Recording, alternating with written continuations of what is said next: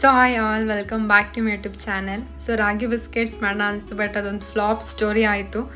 So ಏನೇನು ಬೇಕೋ ಎಲ್ಲ ಇಂಗ್ರೀಡಿಯೆಂಟ್ಸ್ನ ಲಿಸ್ಟ್ ಔಟ್ ಮಾಡಿಕೊಂಡು ಎಲ್ಲ ರೆಡಿ ಮಾಡಿಕೊಂಡೆ. ಅದಾದಮೇಲೆ ಒಂದು ಬೌಲ್ ಒಳಗಡೆ ಒಂದು ಸ್ವಲ್ಪ ಬಟರ್, ಸ್ವೀಟ್ನೆಸ್ಗೆ ಜಾಗ್ರಿ ಆ್ಯಂಡ್ ಬಾದಾಮನ್ನ ಪೌಡರ್ ಮಾಡಿಕೊಂಡು ಈ ಮೂರು ಇಂಗ್ರೀಡಿಯೆಂಟ್ಸ್ನ ರಾಗಿ ಫ್ಲೋರಲ್ಲಿ ಹಾಕಿ ಚೆನ್ನಾಗಿ ಮಿಕ್ಸ್ ಮಾಡಿಕೊಂಡೆ. ಅದಾದಮೇಲೆ ಇದಕ್ಕೊಂದು ಸ್ವಲ್ಪ ಕುಕ್ಕಿಂಗ್ ಅಥವಾ ಬೇಕಿಂಗ್ ಸೋಡಾನ ಆ್ಯಡ್ ಮಾಡಿಕೊಂಡು ಒಂದು ಸ್ವಲ್ಪ ಮಿಲ್ಕ್ ಆ್ಯಂಡ್ ಫ್ಲೇವರ್ಗೋಸ್ಕರ ಎಸೆನ್ಸು ನಾನಿಲ್ಲಿ ಏಲಕ್ಕಿ ಎಸೆನ್ಸ್ನ ಯೂಸ್ ಮಾಡಿದೆ. ಸೊ ಇದೆಲ್ಲ ಆದಮೇಲೆ ಒಂದು ಕನ್ಸಿಸ್ಟೆನ್ಸಿಗೆ ಬಂತು. ಅದಾದಮೇಲೆ ಒಂದು ಪಾತ್ರೆಯಲ್ಲಿ ಸಾಲ್ಟ್ ಹಾಕಿ ಪ್ರೀಹೀಟ್ ಮಾಡಿಕೊಂಡು ಬಟರ್ ಪೇಪರ್ ಮೇಲೆ ನಮ್ಗೆ ಯಾವ ಶೇಪ್ ಬಂದರೆ ಆ ಶೇಪಲ್ಲಿ ಬಿಸ್ಕೆಟ್ಸ್ ಹಾಕಿ 15 to 20 ಮಿನಿಟ್ಸ್ ಬೇಕ್ ಮಾಡಿದೆ. ಬಟ್ ಅನ್ಫಾರ್ಚುನೇಟ್ಲಿ ಏನು ಮಿಸ್ಟೇಕ್ ಆಯಿತೋ ಗೊತ್ತಿಲ್ಲ, ನನ್ನ ರಾಗಿ ಬಿಸ್ಕೆಟ್ಸ್ ಎಲ್ಲ ಫ್ಲಾಪ್ ಸ್ಟೋರಿ ಆಯಿತು.